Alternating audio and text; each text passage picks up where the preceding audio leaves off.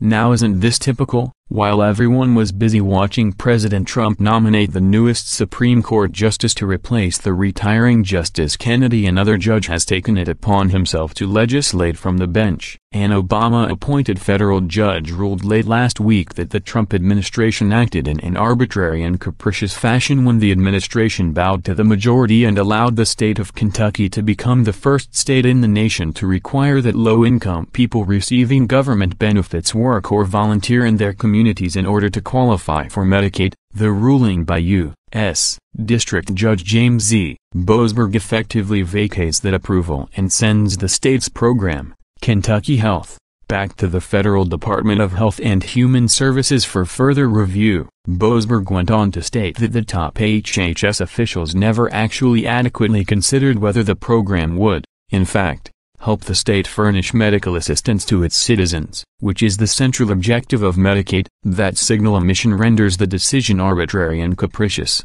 he concluded. Chicks on the Right reported, over the last month or so, people have been wondering who Trump would appoint to replace Justice Kennedy on the Supreme Court. Obviously, that's an incredibly important news story to follow, and it's nice to know that Trump ultimately picked a solid conservative in Brett Kavanaugh. However, there's still a lot of other stuff going on that Americans should be paying attention to. For example, an Obama-appointed judge recently ruled against work requirements for welfare programs. Here's more on that. From Washington Post. A federal judge ruled Friday afternoon that the Trump administration acted in an arbitrary and capricious manner when it allowed Kentucky to become the first state in the nation to require that low-income people work or otherwise engage in their communities to qualify for Medicaid. The decision by U.S. District Judge James E. Boasberg vacates that approval and sends the state's program, Kentucky Health, back to the Federal Department of Health and Human Services for further review. Boasberg said that top HHS officials never adequately considered whether the program would in fact help the state furnish medical assistance to its citizens, a central objective of Medicaid. That signal omission renders the decision arbitrary and capricious, he concluded. Not good. Luckily, Kentucky still has a chance to push forward. Here is more via modern healthcare.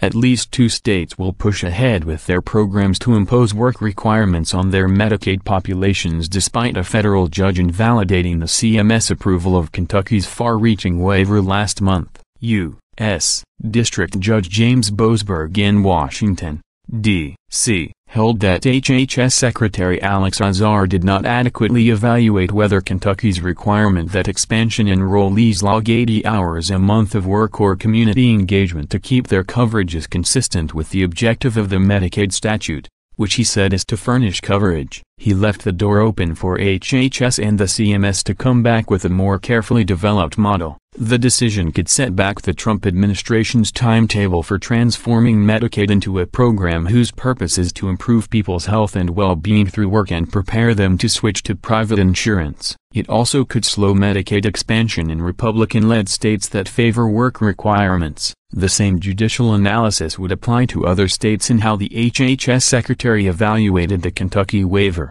said Mary Beth Musumeci, a Medicaid policy analyst at the Kaiser Family Foundation. If they are cautious, states might want to pause and see how Kentucky shakes out to avoid getting bogged down in litigation. Because of the ruling, GOP Kentucky Gov. Matt Bevin says the state will cut dental and vision coverage for nearly 500,000 Kentuckians covered by Medicaid. The CMS has approved work requirement waivers for Arkansas, Indiana and New Hampshire in addition to Kentucky. At least 9 more states that have applied for waivers or plan to apply have to decide whether to proceed or wait to see what happens in the Kentucky case. Arkansas and Indiana officials indicated they are pushing ahead, saying the ruling has no immediate impact on their Section 1115 waiver programs. New Hampshire officials did not respond to requests for comment. It seems leftist judges actually take issue with the fact that there is no reason why poor people shouldn't have to at least volunteer their time to a worthy cause in order to get their free stuff. Why do we taxpayers have to work our behinds off day in and day out so people who are poor can get things we have to pay dearly for